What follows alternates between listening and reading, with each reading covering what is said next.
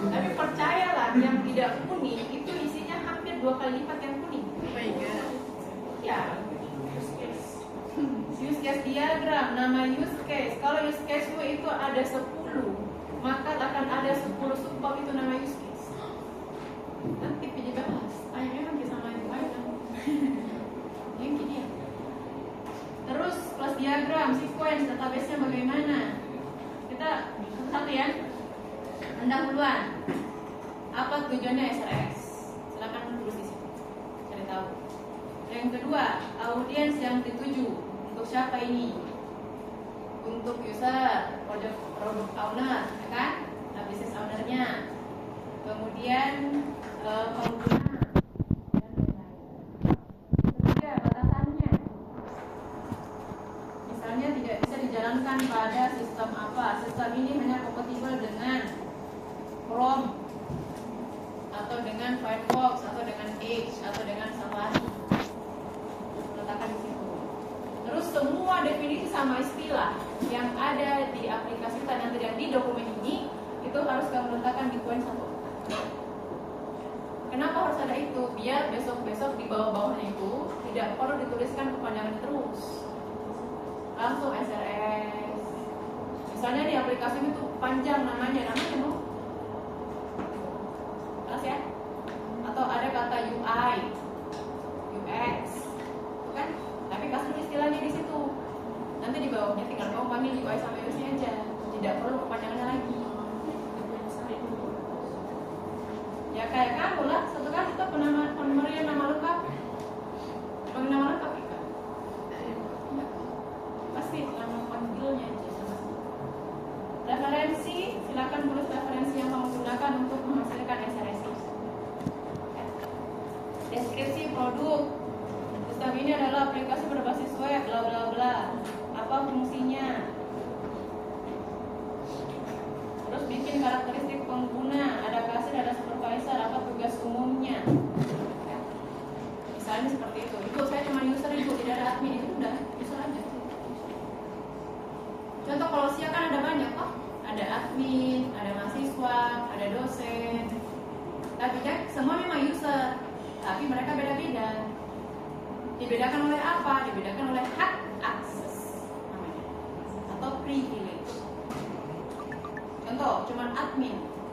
Kalau dulu kan admin bisa input nilai, sekarang sudah tidak bisa. Cuman dosen yang bisa input nilai, sedangkan mahasiswa melihat dan admin mengecek sudah diinput atau tidak. Lingkungan operasi, apa yang dibutuhkan, batasan, dokumentasi. Nah, terus user interface-nya bagaimana, letak halamannya, segala macam. Hardware interface. Berapa RAM-nya, prosesornya minimal apa? Ini tuh minimal yang kayak itu laptopmu yang kamu pakai untuk coding mobile. Apa spesifikasinya? Kecuali kamu membutuhkan hardware yang lain, kayak perangkat Arduino atau chip GPS itu kamu taruh semua di situ. Hardware interface itu adalah perangkat keras yang kamu butuhkan untuk menghasilkan itu aplikasi. Kalau software juga MySQL kamu pakai misalnya, atau pakai database Firebase misalnya. Sedang apa nanti dipakai di mobile database apa?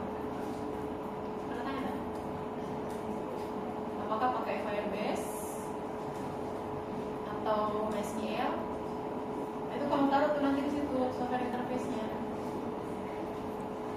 Communication interface. Kalau misalnya kamu ada fitur nanti yang namanya notifikasi email, itu pasti ada HTTP-nya, ada protokol-protokol lain.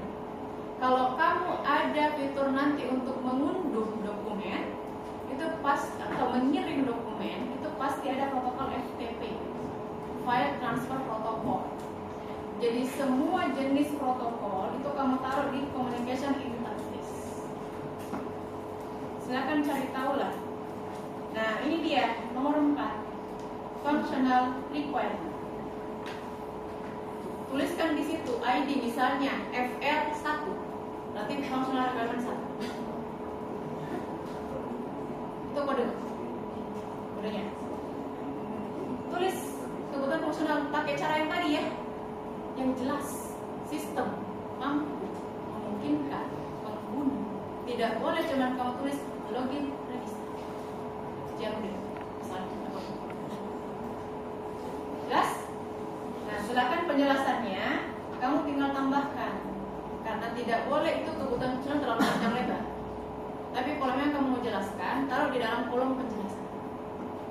Misalnya nih, sistem mampu memungkinkan pengguna untuk login menggunakan username dan password.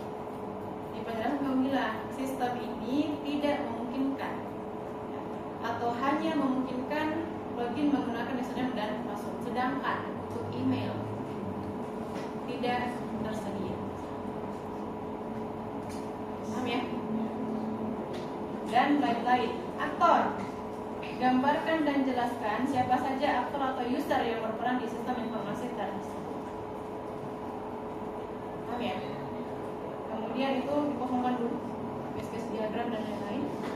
Lanjut ke nomor 5, non fungsional. Kayak tadi, reliability, parameternya, nanti kebutuhannya, buat dalam testable non fungsional. Apa itu testable? Minggu depan kita bahas. Intinya sama, sesuatu yang bisa diukur deh. Testable sama dengan measurable.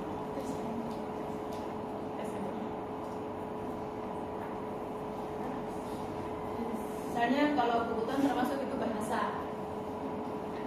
bahasanya itu tersedia dua bahasa, atau user bisa memilih 10 pilihan bahasa, atau tidak bisa cuma satu.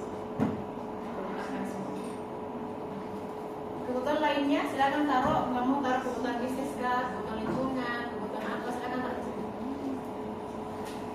Ini pengerjaannya kelompok. Silakan dilengkapi apa yang bisa kamu lengkapi sekarang. Mungkin yang bisa kamu lengkapi kecuali sampai sebelum kebutuhan non fungsional. Biar pekan depan baru kita bahas detail lagi. Cuman kalau memang sudah ada gambaran, silakan dituliskan dulu. Nanti pekan depan kalau memang ternyata belum tepat, ya diperbaiki.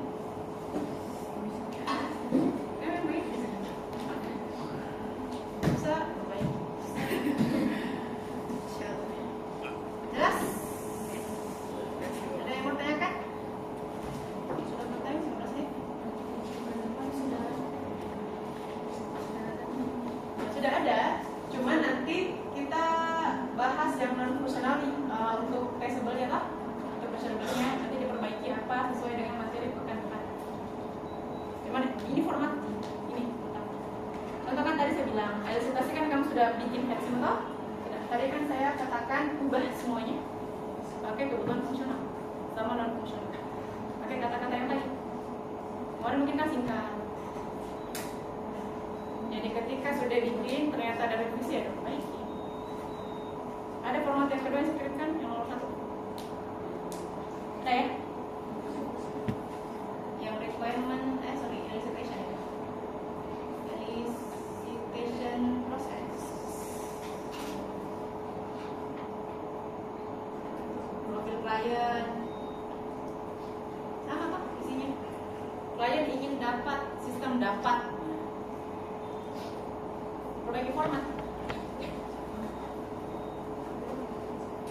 Dipecah fungsional sama. Kan sudah tahu minggu lalu kamu sudah wawancara, tapi kamu belum tahu yang mana fungsional mana non. Karena sudah tahu, coba lihat kembali wawancaranya.